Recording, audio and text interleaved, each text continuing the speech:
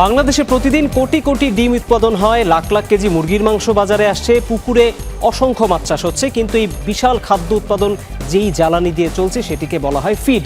কিন্তু এই ফিড ইন্ডাস্ট্রির ভেতরে এখন যা চলছে তা অনেকটা নীরব ঝড়ের মতো। গত 6 মাসে দেশে প্রায় 10,000 প্রান্তিক খামার বন্ধ হয়ে গেছে। 70 থেকে 75 লাখ টনের বিশাল ফিডের বাজার অনেক ক্ষেত্রে বিদেশি কর্পোরেটদের হাতে চলে গেছে। তার উপর কাঁচামালের চড়া দামে মুনাফা তুলতেই হিমশিম অবস্থা।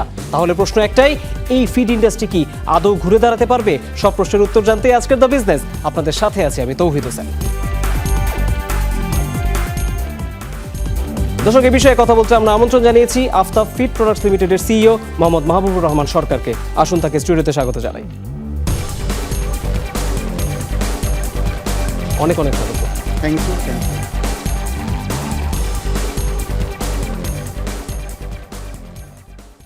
জনাব মাহবুবুর রহমান সরকার, আপনার সাথে স্টুডিওতে আমার প্রথম এই সামনাসামনি বসে আলোচনা চলছে। আপনাকে স্বাগত জানাচ্ছি যমুনা টেলিভিশনে।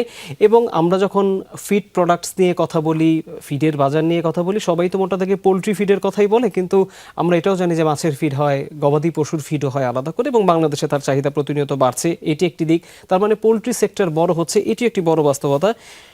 আমি এরকমও দেখেছি খামারিদের সাথে কথা বলে যে অনেক খামার বন্ধ হয়ে গিয়েছে, কিন্তু সেই খামারি আমাকে বলছে যে ভাই, আমি ফিডের বাজার এবং আমার যে সার্বিক খরচ তার সাথে কুলিয়ে আমি মাথা তুলে দাঁড়াতে পারছি না।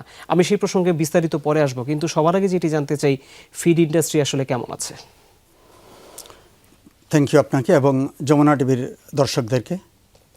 খুবই ইম্পর্ট্যান্ট প্রশ্ন এবং কারেন্ট যে আমাদের বাংলাদেশের যে কন্টেন্ট, সেই অনুসারে এটা একটা গুরুত্বপূর্ণ আলোচনা।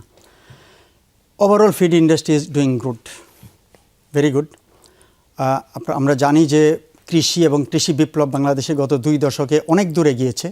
এর মধ্যে ফিড এবং পোলট্রি বিজনেস, পোলট্রি ডিভিশনটাও অনেক কাজ করে যাচ্ছে এটার সাথে সাথে।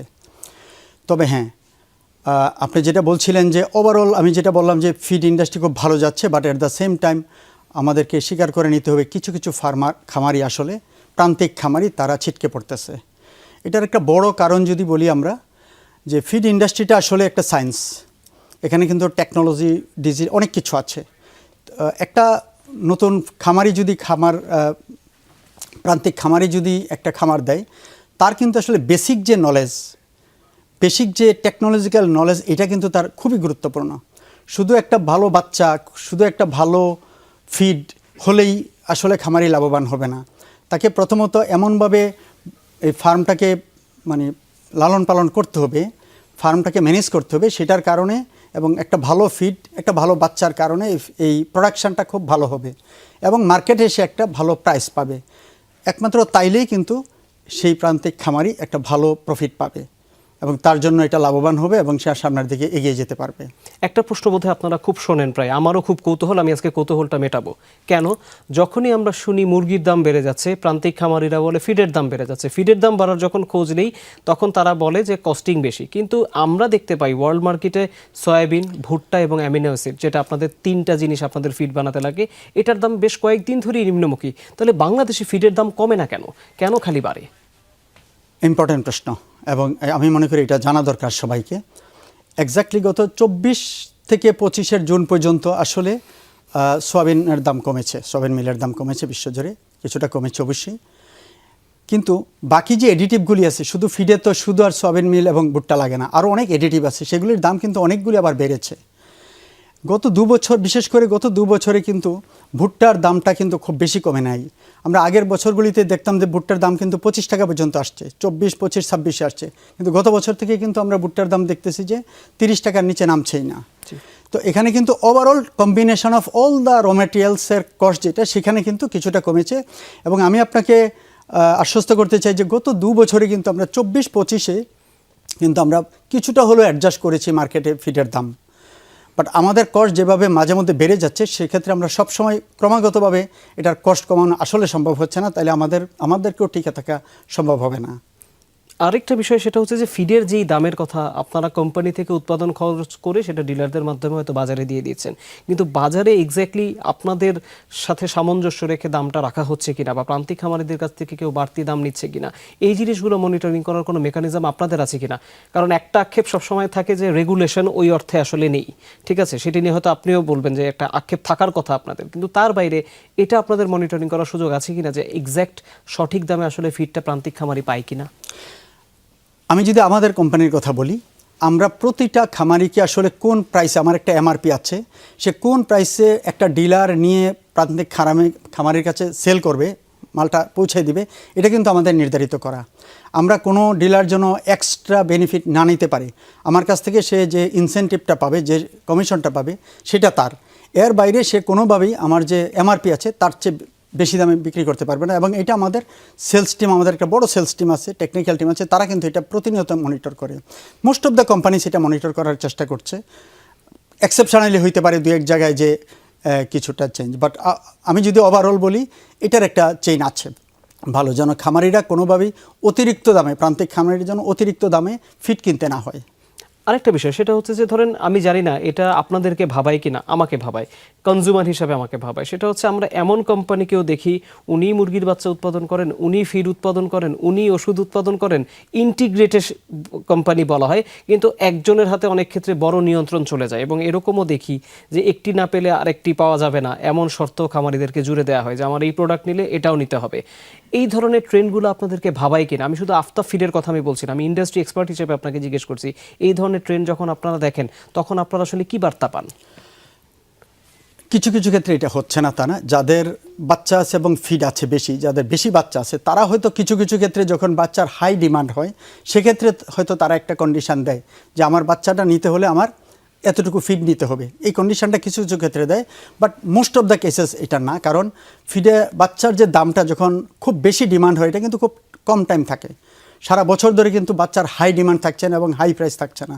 সো এই জিনিসটা কিছুটা ঠিক আছে আমি বলবো, বাট এটার কারণে যে বড় কোনো ইম্প্যাক্ট হয়ে যাচ্ছে সেটা না। এবং আমি মনে করছি না যে একটা গোষ্ঠীর কাছে এটার কন্ট্রোল চলে যাচ্ছে, কারণ বাংলাদেশে মানে মোটামুটি যদি বলি বড়ই কিন্তু 20 থেকে 30টা কোম্পানি আছে, ফিডের কোম্পানি এবং পোলট্রির যে কোম্পানিগুলি আছে, এবং ছোট অনেক প্রান্তিক কোম্পানি আছে। সো কন্ট্রোলটা একদমই একজনের কাছে চলে যাচ্ছে এমনটা না, কিছু কিছু ক্ষেত্রে টিকা হইতে পারে। আরেকটা বিষয় সেটা হচ্ছে যে আমরা দেখতে পাচ্ছি যে ভুট্টার ব্যবহার ফিড তৈরিতে প্রায় 55%-এর মতো, যদি আমি ভুল না করে থাকি, সয়াবিনের ব্যবহারও 40%-এর কাছাকাছি। কিন্তু একটা জিনিস আমি যখন এই শো নিয়ে পড়াশোনা করছিলাম তখন আমি দেখলাম যে চট্টগ্রাম বন্দরে খালাসের কোনো একটি জটিলতায় বা এনওসি কোনো একটা জটিলতায় কেজি প্রতি দাম 5 থেকে 6 টাকা বেড়ে যাচ্ছে। এইটা কি অভিজ্ঞতা হচ্ছে আমি সেটা একটু জানতে চাই, যদি সেটি সঠিক হয়ে থাকে, এবং সেক্ষেত্রে তো দামেও প্রভাব পড়বে, এমন কোনো চ্যালেঞ্জের ভিতরে আপনারা আছেন কিনা? আমার মনে হচ্ছে 4 থেকে 5 টাকা এটা অতিরিক্ত। ইয়েস, কিছুটা চেঞ্জ, কিছুটা তো আছে। আপনারা জানেন যে চট্টগ্রাম বন্দর এখনও পুরোপুরি ডিজিটালাইজ না এবং অটোমেশন না, এখনও কিন্তু আমাদের অনেক কিছু ম্যানুয়াল প্রসেস আছে, এবং আমরা এখনও একটা ইফিশিয়েন্ট বন্দর কিন্তু আসলে ওয়ার্ল্ডে যে বড় বড় বন্দরগুলি আছে সেরকম বন্দর কিন্তু আমরা এখন পর্যন্ত চট্টগ্রাম বন্দরকে তৈরি করতে পারি নাই। সেক্ষেত্রে কিছুটা জটিলতা আছে এবং সময়ের একটা ব্যাপার আছে, মাঝে মধ্যে কিন্তু ড্যামারেজও হচ্ছে। এটার কারণে ইয়েস কিছুটা হয়, কিন্তু আমার মনে হচ্ছে না 4 টাকা। আমি একটু জটিলতা জানতে চাই, কি হয় আসলে জটিলতা? সময় লাগে, প্রসেসে অনেক সময় লাগছে, এবং যেহেতু অনেকগুলি মাদার ভেসেল একসাথে আছে, মাদার ভেসেলগুলির তো একটা একটা একটা মানে চেইন আছে, সেই চেইনে আনলোড করতেও তো কিছুটা মাঝে মধ্যে সময় লাগে। মাঝে মধ্যে তো আমরা জানি যে বন্দরে কিন্তু মাঝে মধ্যে ধরেন ধর্মঘট হয় বিভিন্ন ক্ষেত্রে, এসব ক্ষেত্রেও কিন্তু ইম্প্যাক্টেড হচ্ছে মাদার ভেসেলগুলি যেখান থেকে আমরা আনলোড করি। তো বন্দরকে আসলে আরও অনেক বেশি আধুনিকায়ন করা দরকার। বিশ্বের অন্যান্য ভালো বন্দরগুলির মতো আমাদের বন্দরকেও কিন্তু আসলে আধুনিকায়ন করা দরকার, যেন খুব স্মার্টলি এবং এফিশিয়েন্টলি আমাদের মালগুলি খালাস করা যায়, যেন ওখানে কোনো ড্যামারেজ না হয় এবং ফাস্টার মালগুলি আমাদের ফ্যাক্টরিতে এসে পৌঁছতে পারে। আরেকটা বিষয় সেটা হচ্ছে যে এটার পর আমরা একটা বিরতি নেব, সেটা হচ্ছে যে আমি বলছিলাম শুরুতে শোয়ের যে প্রায় 10,000 প্রান্তিক খামারি তাদের পেশা ছেড়ে দিয়েছেন, তারা ব্যবসা বন্ধ করে দিয়েছেন, হারিয়ে গিয়েছেন, যাই বলি না কেন বাংলাদেশে। এরকম যখন ট্রেন্ড হয়, আমি পোলট্রি ফিডের কথাই বলছি, এত বড় এই ক্রেতাদের তো একটা বড় অংশ তো আপনাদেরও ক্রেতা হয়তো, এই যারা আপনাদের কাছ থেকে ফিড, কিন্তু এই যে প্রান্তিক খামারি বন্ধ হয়ে যাচ্ছে, কন্ট্রাক্ট ফার্মিং এর নতুন একটা ধারণা পাওয়া যাচ্ছে, এটাকে আপনি আসলে ভালো ট্রেন্ড বলেন কিনা? প্রথমত যদি বলি যে একদম 10,000 ফার্মার বন্ধ হয়ে গেছে, এই জিনিসটা আমি জানি না কতটুকু রাইট। তবে হ্যাঁ, কিছু ফার্মার অবশ্যই তারা লস করছে এবং বন্ধ হয়ে যাচ্ছে। এটার একটা বড় কারণ যদি আমার বলেন, আসলে যে সমস্ত আমাদের যে সমস্ত প্রান্তিক খামাররা নতুনভাবে আসছে, তারা কিন্তু তাদের যে নলেজটা, বেসিক নলেজটা অনেকে না নিয়ে আসছে। সো একটা ফার্ম করে দিচ্ছে, সে বাচ্চা উঠাচ্ছে, ফিড খাওয়াচ্ছে, একটা কোম্পানি থেকে তাকে অ্যাডভাইস করতেছে। সো বেসিক যে একটা ফার্মের দৈর্ঘ্য কতটুকু হবে, লম্বায় কতটুকু হবে, এটা হাইট কতটুকু হবে, এটার আলো কোন দিক থেকে আসবে, ফার্মটা কোন জায়গায় করা হবে, এই সমস্ত বেসিক যে স্ট্রাকচারগুলি, এগুলি ঠিক না করে যদি একটা ফার্ম প্রিপেয়ার করা হয়, এবং সেই ফার্মটার রেজাল্ট কিন্তু আসলে ভালো হবে না। এবং যখন এটার রেজাল্ট ভালো হবে না, তখনই কিন্তু তার লসের একটা প্রশ্ন আসছে। এবং সেক্ষেত্রে কিন্তু বাচ্চা এবং ফিড অনলি দায়ী না। এই যে ফার্ম ম্যানেজমেন্ট কিন্তু আমরা বলি 30 to 40% কিন্তু একটা ফার্ম প্রোডাকশান ভালো হওয়ার জন্য, এফসিআর হাইয়েস্ট এফসিআর পাওয়ার জন্য কিন্তু 30 to 40% হচ্ছে ফার্ম ম্যানেজমেন্ট। তো এই জায়গাটাকে কিন্তু যে ফার্মটা চালাচ্ছে তারও কিন্তু নলেজের একটা ব্যাপার আছে। তো সেইভাবে যদি নলেজটা করে, এটা লস হওয়ার কোনো কারণ নাই। হ্যাঁ, এখন যখন একটা বার্ডের যখন সে 30 দিন পরে একটা মুরগি পেলো, ব্রয়লার মুরগি, তখন যদি প্রাইসটা কমে যায়, মার্কেটে যদি সে একটা তার মিনিমাম প্রাইসে সেল না করতে পারে, তখনও লস হওয়ার সম্ভাবনা আছে। তো এক্ষেত্রে আসলে আমাদের সবারই দায় আছে, এবং সরকারেরও এক্ষেত্রে আসলে অনেক কিছু করতে হবে যেন কোনোভাবেই প্রান্তিক খামারিরা এফেক্টেড না হয়। কন্ট্রাক্ট ফার্মিংয়ের ট্রেন্ডটা কি আপনি পজিটিভ বলেন? আমি মনে করি প্রান্তিক খামারিকে আমাদের প্রায়োরিটি দেওয়া উচিত, এবং দেশের জিডিপিতে তো তারাই সবচেয়ে বেশি, এবং আমাদের প্রান্তিক খামারিতে এইটার মাধ্যমে কিন্তু আমাদের আনএমপ্লয়মেন্টের একটা কাজ হবে। যারা আনএমপ্লয়েড আছে তারা কিন্তু এখানে আসতে পারে। তো প্রান্তিক খামারিরা যদি আসলে এফেক্টেড হয়ে যায় এই কন্ট্রাক্ট ফার্মিংয়ের কারণে, তাহলে এটা কিন্তু ভালো ট্রেন্ড হবে না ভবিষ্যতের জন্য। সো আমি মনে করি প্রান্তিক খামারিদেরকে আমাদের প্রফিটেবল করতে হবে, প্রায়োরিটি দিতে হবে, এবং তাদেরকে টেকনোলজিক্যাল অ্যাডভাইস করতে হবে, তাদেরকে আমাদের যে ইন্ডাস্ট্রির যে ইনসাইটগুলি এগুলি বোঝাতে হবে, যেন তারা ভালো করে। তারা ভালো করলে আসলে আমরা ইন্ডাস্ট্রিটা ভালো হবে। নিঃসন্দেহে। আমরা একটা বিরতি নিচ্ছি, বিরতির পর ফিরে এসে আমরা একটু পোলট্রি তো কথা বললাম, আমরা গবাদি পশু এবং ফিশারিজে আপনাদের ফিডের ব্যবহার নিয়ে বলছিলাম, একটু অন্য সেক্টরে ফিডের ব্যবহার নিয়ে কথা বলবো। কোরবানি আর খুব বেশি দিন বাকি নেই, চলে এসেছে অলমোস্ট, এবং গবাদি পশুর ক্ষেত্রেও একটা ফিড তৈরি হয়, এটা হয়তো অনেকেই জানেন না, কিন্তু গবাদি পশুকেও ফিড দিতে হয়। এবং এই ট্রেন্ডটা কেন জানেন না জানেন? কারণ সবাই হচ্ছে আমাদের দেশে গবাদি পশুকে ন্যাচারালি বড় করতে বা পালতে বেশি স্বাচ্ছন্দ্য বোধ করে।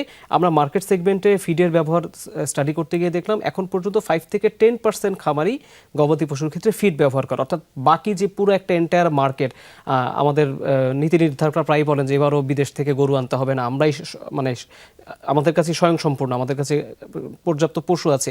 এই বাজারটা আসলে আপনারা কতটা ধরতে পারছেন দিন শেষে গবাদি পশুর ক্ষেত্রে, নাকি আপনারা এই বাজারে অতটা সম্ভাবনা দেখতে পাচ্ছেন না? আমি মনে করি এই বাজারটা প্রচণ্ড সম্ভাবনাময়, এবং আপনি যেটা বলছেন যে এক্স্যাক্টলি যে 5 to 10% এখন পর্যন্ত রেডি ফিড খাওয়াচ্ছে, বাকিরা ন্যাচারাল ফিড বা অন্য কোনোভাবে তারা গরু পালছে। এটা আসলে ওয়ার্ল্ডের কোথাও নাই।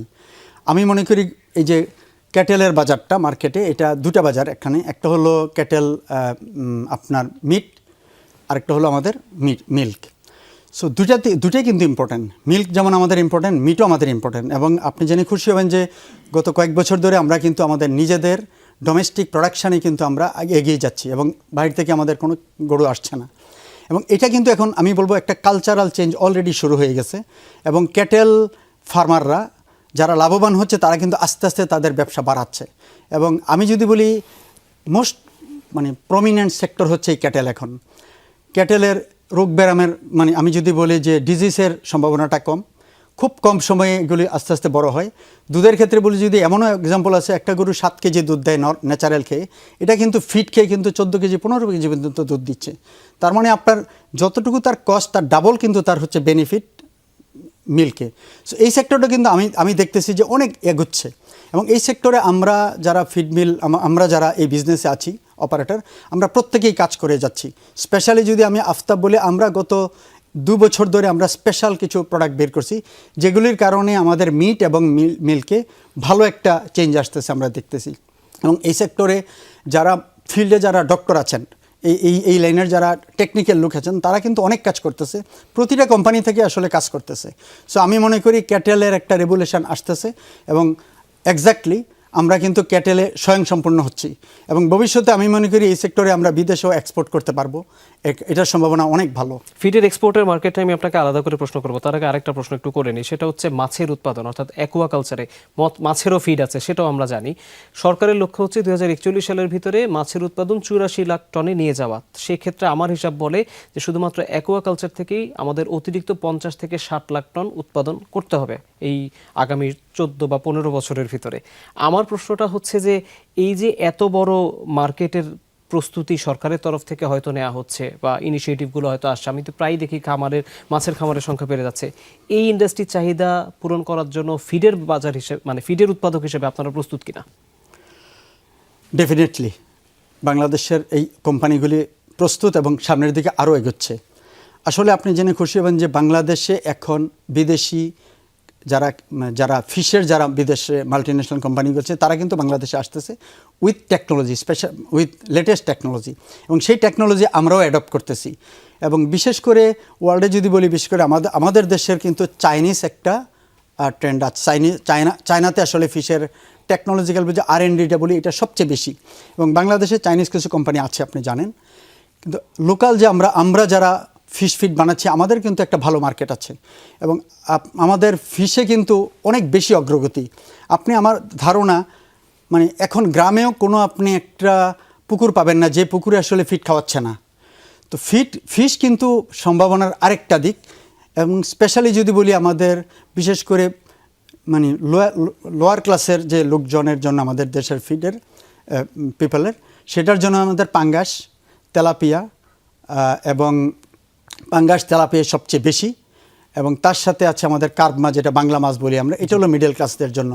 তো এই দুইটা পাঙ্গাস এবং তেলাপিয়া এই দুইটার কিন্তু চাষ অত্যাধিক বাড়ছে এবং প্রতিনিয়ত এটা সামনের দিকে এগিয়ে যাচ্ছে, এবং আমরা মনে করি বাংলাদেশ সামনের এই দিনগুলিতে আপনি যেটা স্ট্যাটিস্টিক্সটা বললেন সেই জায়গায় যাওয়ার জন্য অনেক কাজ করছি আমরা সবাই মিলে, এবং এটা আসলে এটার গ্রোথ অনেক ভালো।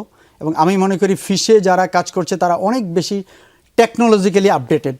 আমাদের এমনও খামারি আছে যারা আসলে একটা ফিশ কখন ফেলছে, কতটুকু ফেলবে, এই প্রত্যেকটা জায়গায় কিন্তু আমরাও তাদেরকে টেকনোলজিতে হেল্প করছি, টেকনিক্যাল, এবং তারাও কিন্তু আস্তে আস্তে আপডেটেড হচ্ছে। তো আমি বলবো যে এই ফিশ নিয়ে বাংলাদেশে কিন্তু অলরেডি একটা বড় চেঞ্জ আসছে, এবং সেটা সামনের দিকে এগিয়ে যাবে।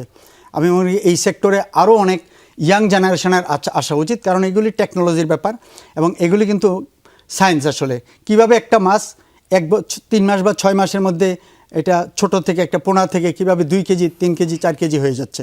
তো এই জায়গায় কিন্তু খুবই মানে একটা ভালো একটা সম্ভাবনা আমাদের এই সেক্টর। নিঃসন্দেহে আরেকটি বিষয়, সেটা হচ্ছে এটা অপ্রিয় প্রশ্ন কিনা জানি না, কিন্তু এটা আমি কাস্টমারদের ট্রেন্ড দেখি। আমি মাছের বাজারে গেলে, মুরগির বাজারে গেলে, বা গরু এবার কোরবানি দিতে যখন সবাই যাবে তখনও সবাই জিজ্ঞেস করবে কি খাইয়েছো গরুকে। হ্যাঁ, যদি কেউ বলে যে না ন্যাচারাল খাবার খাইয়েছি, ওটার প্রায়োরিটি বেশি। যদি কেউ বলে ফিড ফার্মের মুরগি কিনা, অনেকেই কিনতে চায় না, অনেকে চাষের মাছ কিনতে চায় না। কনজিউমারদের ভিতরে এক ধরনের ভীতি বা শঙ্কা কাজ করে যে ফিড খেয়ে যেই প্রাণীজ আমিষগুলো পাওয়া যাচ্ছে সেটার মান হয়তো ভালো না। আমাদের দেশের ফিডের মান নিয়ে আপনি নিজে কতটা মূল্যায়ন করবেন? অনেক কিছু মিশ্রণ থাকে, অনেক ধরনের স্বাস্থ্য ঝুঁকি তৈরি হয়, আসলে কি? আমি মনে করি এটা একটা ভুল ধারণা। ন্যাচারাল এবং আপনার যদি আমরা বলি ফিড খাওয়াই, সো ফিডের আসলে প্রত্যেকটা ফিড কিন্তু যখন আমরা ফর্মুলেট করি তখন কিন্তু গভর্নমেন্টের কতগুলো নিয়মকানুন আছে, প্লাস এটা কিন্তু একটা সায়েন্স, আবারও বলছি। সো আমি কিন্তু ইচ্ছা করলে যা কিছু দিয়ে আমি ফিড বানাতে পারবো না, এবং সেই ফিড আমি দিলেও কিন্তু কাজ করবে না। আরেকটা আছে আমাদের অ্যান্টিবায়োটিক, যেটা নিয়ে আমার মনে হচ্ছে একটা সবচেয়ে বেশি আলোচনা হয়। আসলেই অ্যান্টিবায়োটিক ফ্রি যে ফিড, এটাই স্বাস্থ্যকর ফিড, এটাই আমাদের করা উচিত, এবং আমরা এটা করছি। এবং আমি যদি বলি আফতাব, আমরা একদম completely antibiotic free feed production করছি, এটা আমাদের একদম ক্লিয়ার মেসেজ, এবং আমরা এটা প্রমোট করছি যে হ্যাঁ অ্যান্টিবায়োটিক ফ্রি। এটার আসলে কোনো ভিত্তি নাই যে আপনার চাষের মাছ খেলে বা ফিড খাওয়া মাছের আপনার মাছ ভালো না, বা এটা খেলে সমস্যা হবে, এটা কমপ্লিটলি রং। অ্যান্টিবায়োটিক ফ্রি যেহেতু আপনারা করতে চাচ্ছেন, তার মানে মার্কেটে কোনো না কোনো প্লেয়ার তো আছে যারা আসলে এই ধরনের পণ্য তৈরি করছে। ইন্ডাস্ট্রির বাস্তবতা কি তাহলে আসলেই তাই? আমাদের কাছে জানা নাই যে কেউ অ্যান্টিবায়োটিক দিয়ে করছে, বাট গভর্নমেন্টের তো এটা তদারকি আছে, এবং গভর্নমেন্ট কিন্তু প্রতি কোয়ার্টারলি আমাদের প্রত্যেকটা ফিডকে টেস্ট করছে যেটার মধ্যে কি আছে, হেভি মেটাল আছে কিনা। গভর্নমেন্টের কিন্তু একটা রেগুলেশন, এখানে কিন্তু খুব স্ট্রং একটা রেগুলেশন আছে যে কে কোন ফিড তৈরি করছে, এবং আমাদের কিন্তু পোলট্রি বলেন প্রত্যেকটা ফিড কিন্তু যাচাই করতে হয়, এবং গভর্নমেন্টের এখানে কিন্তু একটা সংস্থা আছে যাদের কাছে আমাদের প্রতিনিয়ত এগুলি যাইতে হয়। আচ্ছা, আরেকটা বিষয় সেটা হচ্ছে যে আপনি রপ্তানির বাজারের কথা বলছিলেন। রপ্তানির বাজারের কথাও যখন আমরা চিন্তা করি, আমি এই বাজারটা আসলে কত বড় সামনে সেটাও যেমন আপনি বলবেন। দ্বিতীয়ত যেটি জানতে চাই সেটা হচ্ছে যে রপ্তানি করতে গেলে দুটো বিষয় বলা হয়। এক, আমাদের যে পুরো উৎপাদন প্রক্রিয়া সেটাকে আরও কমপ্লায়েন্ট করতে হবে, আরও বেশি পরিবেশ বান্ধব করতে হবে এক। দ্বিতীয়ত হচ্ছে আমাদের ফিডের যে ফর্মুলেশন, অর্থাৎ যেভাবে ফিডটি তৈরি করা হয় সেটাতেও কিছু পরিবর্তন আনতে হবে। রপ্তানির বাজার কতটুকু দেখেন এবং রপ্তানির প্রক্রিয়া শুরু করার ক্ষেত্রে কি কি চ্যালেঞ্জ দেখেন, যেগুলো আমি বললাম সেগুলো আছে কিনা? প্রথমত আমি মনে করি আমাদের ডোমেস্টিক কনজামশান এখনও কিন্তু আমি পার ক্যাপিটা আমাদের কনজামশান কিন্তু যদি আমি মালয়েশিয়ার সাথে কম্পেয়ার করি লেস দেন 30%। মানে মালয়েশিয়াতে যে পার ক্যাপিটা কনজামশান আমরা এখনও লেস দেন 30%-এ আছি। সো এক্ষেত্রে আমি মনে করি আমাদের প্রথম টার্গেট করা উচিত ডোমেস্টিক কনজামশান, কারণ আমিষ তো আমাদের লাগবেই। আমরা এখনও কিন্তু আমাদের পপুলেশনে আমাদের পজিটিভ গ্রোথ, সো আমাদের দেশের আসলে চাহিদা আগে পূরণ করা দরকার। এটার জন্য আমাদের প্রত্যেকটা জায়গায় কাজ করা দরকার, এই ইন্ডাস্ট্রিতে, কৃষি এবং এই পোলট্রি ইন্ডাস্ট্রিতে। সেকেন্ডলি যদি বলি, হ্যাঁ আমরা যদি আমার কাছে যেটা মনে হচ্ছে যে ফ্রোজেন ফুড আমরা রপ্তানির জন্য চিন্তা করতে পারি আস্তে আস্তে ভবিষ্যতের জন্য, এবং এক্স্যাক্টলি যদি আমরা কমপ্লায়েন্স এবং কর্পোরেট গভর্নেন্স স্ট্রংলি প্রতিটা চেইনে যদি আমরা ডেভেলপ করতে পারি প্রত্যেকটা কোম্পানিতে, সেক্ষেত্রে কিন্তু রপ্তানির একটা সুযোগ আসবে। তবে হ্যাঁ, রপ্তানি করার ক্ষেত্রে কিন্তু আমাদেরকে প্রচণ্ড সাবধান হতে হবে, এবং ওয়ার্ল্ডে যে সমস্ত স্ট্যান্ডার্ডগুলি আছে এগুলি মেনটেন করে কিন্তু আমাদের চেইনটা পুরাটা, আমার জিপির production, PS production, DOC production, farm production, broiler production, তারপরে আমার হলো ফ্রোজেন ফুড, এই পুরো চেইনটা কিন্তু আমাকে কমপ্লাই করে যেয়ে তারপরে আমাকে রপ্তানি করতে হবে। ভবিষ্যতে আমি মনে করি আমাদের রপ্তানির জন্য চিন্তা করতে পারা উচিত, যেহেতু আমাদের দেশের সম্ভাবনা আছে। জি, কোন কোন দেশের সম্ভাবনা আছে? আমার মনে হচ্ছে মিডল ইস্টের সবচেয়ে বেশি সম্ভাবনা আমাদের রপ্তানির জন্য। ওকে, আমরা অন্য একটু প্রশ্ন যাই। সেটা হচ্ছে আপনি তো ফাইন্যান্সের মানে বেশ দখল রাখেন আপনি, আমি সেটা জানি। আপনাকে একটু বিনিয়োগ পরিবেশ নিয়ে প্রশ্ন করতে চাই। ক্যাপিটাল ইনভেস্টমেন্ট নিয়ে যখন আলোচনা হয় একটা কথা বলা হয় যে এফডিআই বেড়েছে। এটা একটা প্রচলিত ফেমাস মানে পপুলার মন্তব্য, কিন্তু এফডিআই এর হিসাব যখন করতে গেলাম আমি নিজে, তখন আমি ডেটাই যেটা দেখলাম, এটা গভর্নমেন্ট ডেটাই, যে পুরনো বিনিয়োগকারীদের থেকে রিইনভেস্টেড আর্নিং এসেছে প্রায় 318%। অন্যদিকে নতুন প্রবৃদ্ধি ইনভেস্টমেন্টের ক্ষেত্রে নতুনদের মাধ্যমে সেটা আসলে ওই অর্থে নেই, অর্থাৎ নতুন ইকুইটি ক্যাপিটাল বেড়েছে 1.8%-এর মতো। এখনকার বিনিয়োগের পরিবেশকে আপনি কিভাবে মূল্যায়ন করবেন ফাইন্যান্সের ভাষায়? এটা মনে হয় আপনি 25 সালের ডাটা বলছেন। জি, 25 সালের ডাটা বলছি আপনাকে আমি। You are right. আমরা জানি যে 25 সালটা আমাদের জন্য একটু ডিফারেন্ট ইয়ার ছিল। আমাদের একটা ইন্টারিম গভর্নমেন্ট ছিল, বিদেশি বিনিয়োগ আসলেই ওইভাবে অ্যাট্রাক্ট করতে পারি নাই আমরা। সো একটা পজিটিভ সাইড হচ্ছে যে রিইনভেস্টমেন্ট হয়েছে। সো আমাদের যারা ইনভেস্টর আছেন, তাদের যে প্রফিটটা সেটা কিন্তু তারা আবার ইনভেস্ট করছে। সো প্রফিটটা যদি ডিস্ট্রিবিউট করে যদি চলে যেত সেক্ষেত্রে রিইনভেস্টমেন্ট হতো না। সো এটা একটা positive side. At the same time আমাদের নতুন ইনভেস্টমেন্ট আসে নাই। আমি মনে করি এখন একটা নতুন গভর্নমেন্ট, একটা পলিটিক্যাল গভর্নমেন্ট, এবং তারা তো একটা জনগণের ভোটের মাধ্যমে আসছে। সো এই গভর্নমেন্ট অলরেডি আপনি জানেন যে এই গভর্নমেন্ট অনেকগুলি পদক্ষেপ নিচ্ছে যে কীভাবে নতুন ইনভেস্টমেন্ট বাড়ানো যায়, এবং এটার জন্য একটা বড় আমাদের জন্য চ্যালেঞ্জ হচ্ছে আসলে ইনফ্রাস্ট্রাকচার, স্পেশালি যদি বলি আমি তো পাওয়ার। সো পাওয়ার যদি আমরা আস্তে আস্তে নিজেরা স্বয়ংসম্পূর্ণ হইতে পারি, তাহলে নতুন ইনভেস্টমেন্ট এবং ফরেন ইনভেস্টমেন্ট, লোকাল ইনভেস্টমেন্ট আমার কাছে মনে হচ্ছে প্রচুর সম্ভাবনা আছে আগামী বছরগুলিতে। আপনারা কি বিজনেস এক্সপেন্ড করার কথা ভাবেন? হ্যাঁ, আমাদের এই মুহূর্তে যদি বলি আমাদের ক্যাপাসিটি এখন আছে।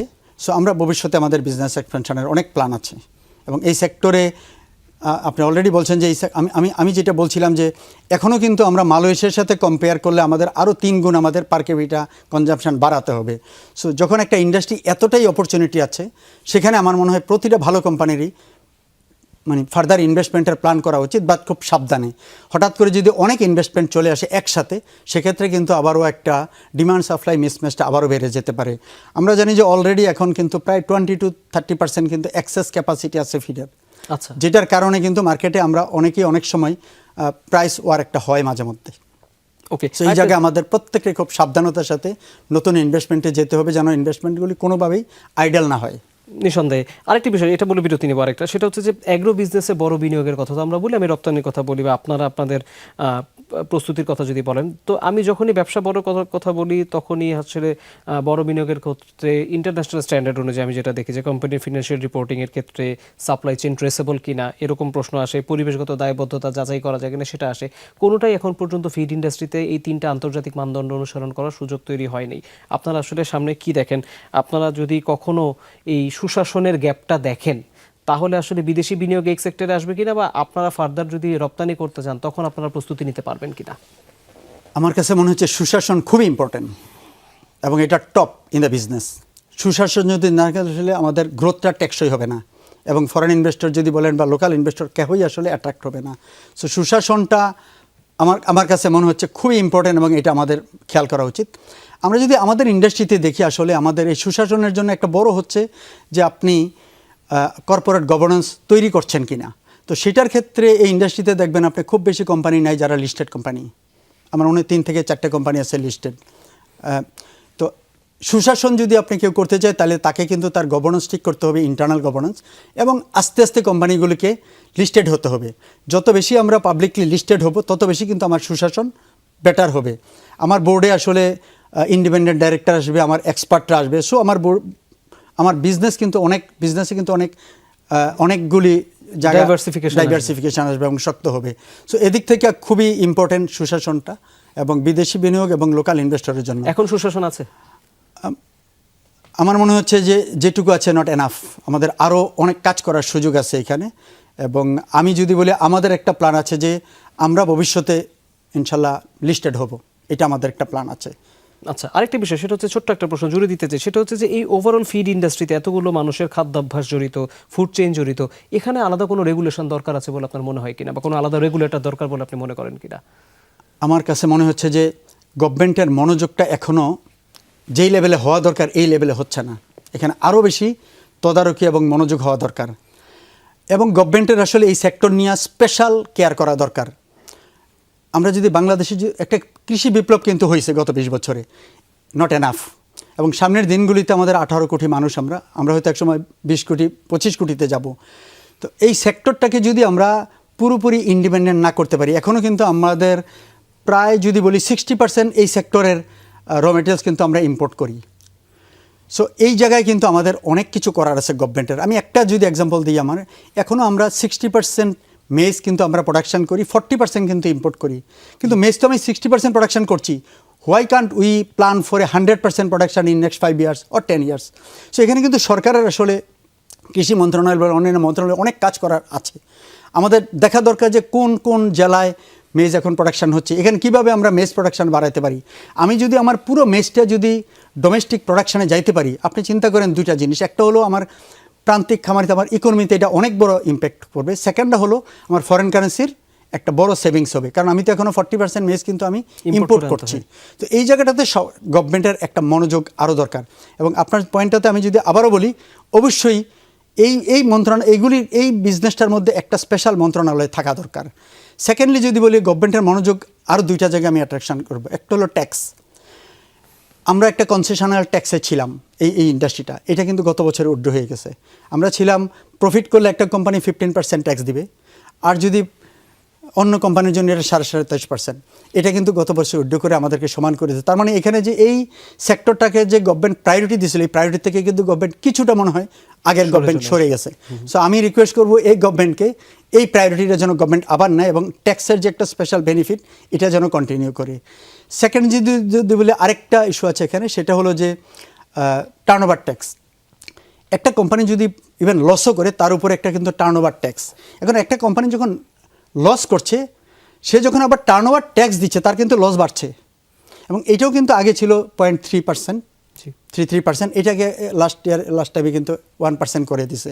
তো এটার কারণে কিন্তু অনেক কোম্পানি কিন্তু আসলে সিক হয়ে যাচ্ছে, যাদের একটু লোন বার্ডেন আছে, যারা আসলে প্রফিট করতে struggling due to the external কারণে, সেক্ষেত্রে কিন্তু তারা কিন্তু ইম্প্যাক্টেড হয়ে যাচ্ছে।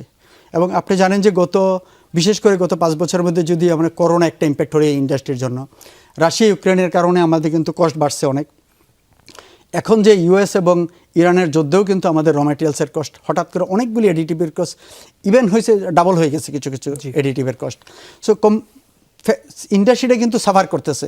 সো আমি মনে করি গভর্নমেন্টের এই জায়গায় অনেক মনোযোগ দেওয়া দরকার, স্পেশাল অ্যাটেনশন দেওয়া দরকার, কীভাবে এই ইন্ডাস্ট্রিটাকে আরও স্ট্রাকচার করা যায় এবং আরও কীভাবে প্রফিটেবল। আমাদের সাথে স্টুডিওতে আছেন আফতাব ফিড প্রোডাক্টসের সিইও মোহাম্মদ মাহবুবুর রহমান সরকার। বলেছিলাম র্যাপিড ফায়ার প্রশ্ন করব, আমাদের সব অতিথিদেরকে আমরা করি, ইয়াং জেনারেশনের পাঠানো প্রশ্ন হয় এগুলো। আমি শুরু করছি প্রথম প্রশ্ন, এরকম 10টা প্রশ্ন করব। 1 নম্বর, তারা জানতে চায় প্রথমে আপনি কোনটি বেশি পছন্দ করেন, দেশি মুরগি নাকি ফার্মের? ফার্ম। আপনি ফার্মের মুরগি বেশি খাওয়া হয়, ওকে। দ্বিতীয় প্রশ্ন, ফিড ইন্ডাস্ট্রি নিয়ে প্রচলিত সবচেয়ে ভুল ধারণা কি?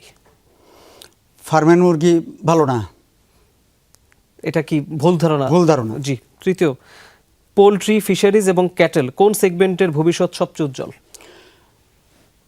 ক্যাটেল সবচেয়ে বেশি, তারপরে ফিশ, তারপরে পোলট্রি। ওকে, ক্যাটেলের বিশাল সম্ভাবনা আপনি দেখেন তাহলে। জি। পরের প্রশ্ন, চতুর্থ, ফিড ইন্ডাস্ট্রির সবচেয়ে বড় সংকট কোনটা এই মুহূর্তে? সবচেয়ে বড় সংকট কাঁচামালের দাম, খামারিদের সংকট নাকি বিদেশের প্রতিযোগিতা? একটা হলো কাঁচামালের সবচেয়ে বড়, যদি বলি কাঁচামালের, যেহেতু আমরা 60% ইম্পোর্ট করতে হয়, সো আমাদের বাহিরের উপরে বেশি ডিপেন্ডেন্সি, এটা একটা।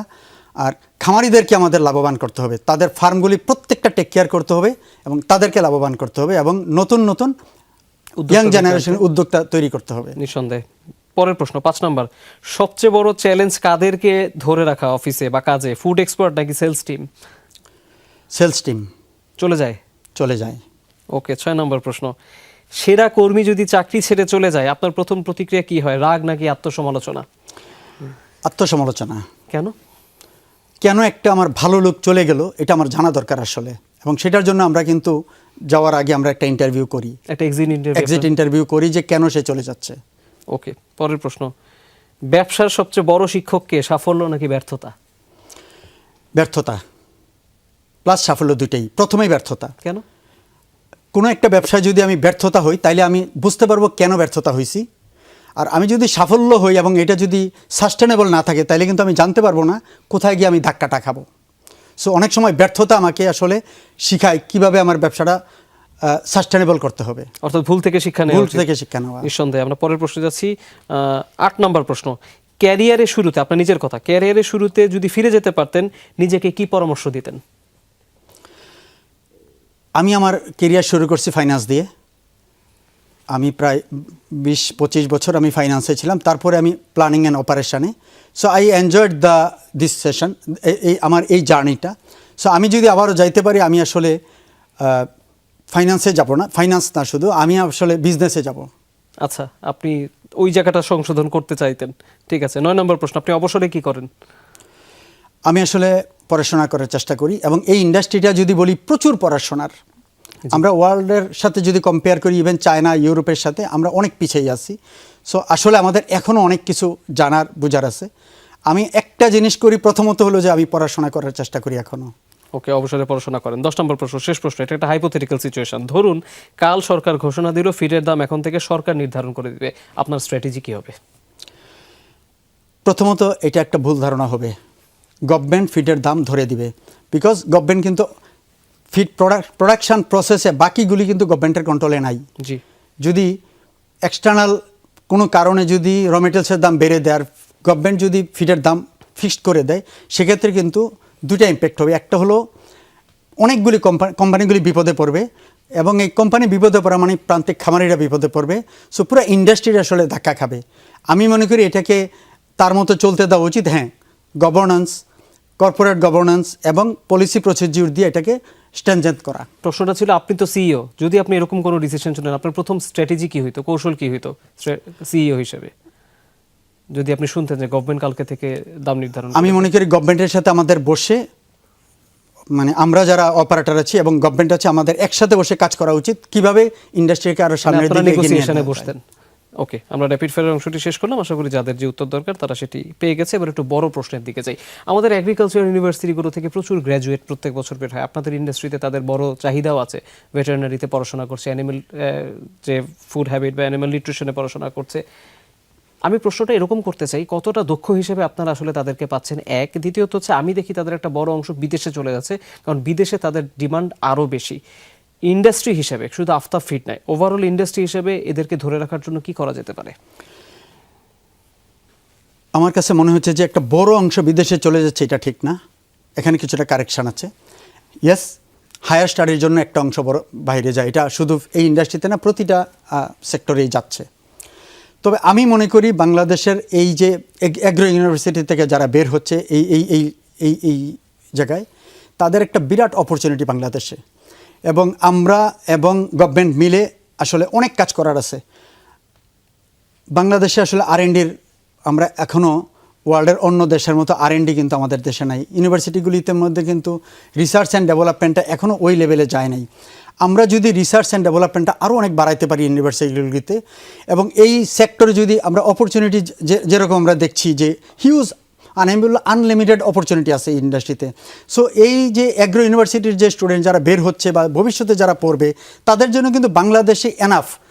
যদি আমরা সামনের দিকে এগিয়ে নিয়ে যেতে চাই এই ইন্ডাস্ট্রিকে, তাহলে তাদের বাংলাদেশে আমরা প্রত্যেকে মিলে, গভর্নমেন্ট এবং আমরা জয়েন্টলি কাজ করা দরকার।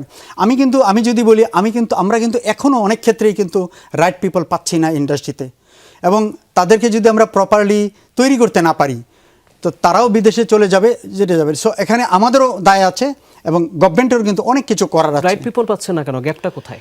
গ্যাপটা হচ্ছে যে এই ইন্ডাস্ট্রিতে আসলে এবং আমি বলবো যে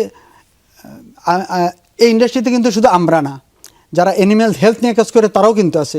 ওখানে কিন্তু প্রচুর লোক কিন্তু এই ইন্ডাস্ট্রিতে আছে। আমি জানি না এইরকম একটা ইন্ডাস্ট্রিতে যে স্পেসিফিক যে অ্যাগ্রো ইউনিভার্সিটি থেকে বের হচ্ছে, তাদেরকে যদি আমরা প্রপারলি এডুকেট করতে না পারি,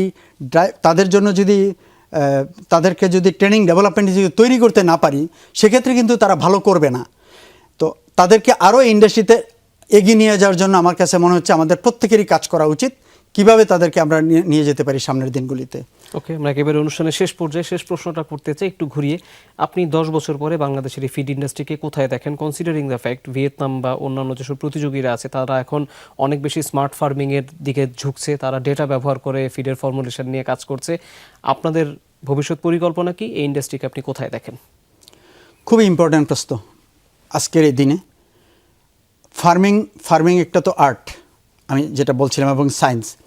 এখানে কিন্তু টেকনোলজি এবং AI এবং অনেক কিছু করার আছে। সো আমরা বাংলাদেশে কিন্তু অলরেডি শুরু হয়েছে। ইয়েস, আমরা অনেকটা পিছিয়ে আছি। আমি যদি ভিয়েতনামের সাথে কম্পেয়ার করি বা চায়নার সাথে যদি আমি কম্পেয়ার করি, আমার মনে হয় আমাদের এটা রেভলিউশনটা শুরু হয়েছে।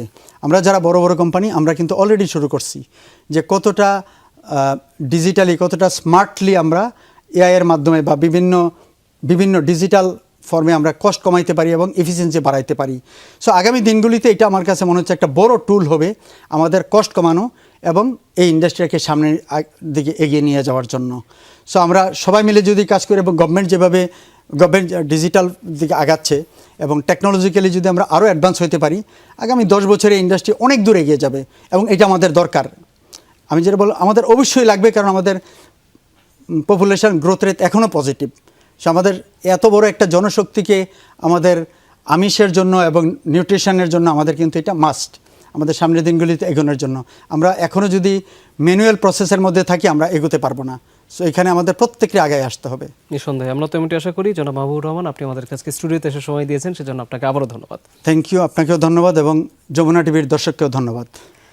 দর্শক, একটা বিষয় হয় কি, এখন চাষের মাছ বা মুরগি বা ক্যাটেলের ক্ষেত্রে ফিড খাওয়া ক্যাটেল আপনি কোরবানির জন্য কিনবেন কিনা, সেটা ক্রেতা হিসেবে নাগরিকদের বিবেচনা, তারা তাদের পছন্দ মতো কিনতেই পারেন। কিন্তু বাস্তবতা হচ্ছে, যে হারে বাংলাদেশের জনসংখ্যা বাড়ছে, যেভাবে খাবারের চাহিদা বাড়ছে এবং যেভাবে উৎপাদন থেকে শুরু করে আসলে আমদানির বিভিন্ন জায়গায় আসলে সীমিত হয়ে যাচ্ছে, নানা ধরনের চ্যালেঞ্জ চলে আসছে। আমাদের আসলে নিজস্ব উৎপাদনের স্বয়ংসম্পূর্ণ হওয়া ছাড়া বিকল্প নেই, এবং সেই উৎপাদনকে যদি দ্রুত করতে হয়, এই আমিষ প্রোটিন যেগুলোর কথা আমরা বলি, সেগুলোকে কিন্তু আসলে এই ফিডের উপর কেন্দ্র করেই বড় করতে হবে ইন্ডাস্ট্রিকে। এবং সেই বড় করার পেছনে আসলে দুটো প্রশ্ন থাকে। একটা হচ্ছে এই ফিডের মান নিয়ে সবসময় আমাদের মাঝে প্রশ্ন থাকে। এই এপিসোড করার মূল উদ্দেশ্য ছিল হচ্ছে এটি বিষয়ে সকলকে সতর্ক করা, যে না, কিছুটা ভুল ধারণা আছে। তবে এটিও ঠিক যে যদি ভুল ধারণা প্রচলিতভাবে থেকেই থাকে, সেটিকে প্রচারণার মাধ্যমে বা জনগণকে বুঝিয়ে হলেও বা কনভিন্স করে হলেও বা সেটিকে প্রমাণ করে হলেও আসলে কনভিন্সিং টোনে আসলে কোম্পানিগুলোর আসা উচিত যে না, যেটা ভুল ধারণা সেই মিথগুলো যাতে ভেঙে যায়। তবে দিন শেষে যারা আমাদের নীতি নির্ধারক আছেন তারা নিঃসন্দেহে সিদ্ধান্ত নিতে হবে যে এই ইন্ডাস্ট্রিটা যেহেতু স্ট্রাগলিং, তাদেরকে আরেকটু সামনে এগিয়ে নিয়ে যেতে হলে আসলে কী কী ধরনের পলিসি সাপোর্ট দরকার, বিশেষ করে কর ব্যবস্থাপনাতে কিছু অবজারভেশন কিন্তু মাহবুবুর রহমান সরকারও দিয়েছেন। আশা করি যাদের ভাবা দরকার তারা ভাববেন। এতক্ষণ ধরে যারা আয়োজন দেখেছেন তাদের সবাইকে অনেক ধন্যবাদ। সবাই অনেক ভালো থাকবেন।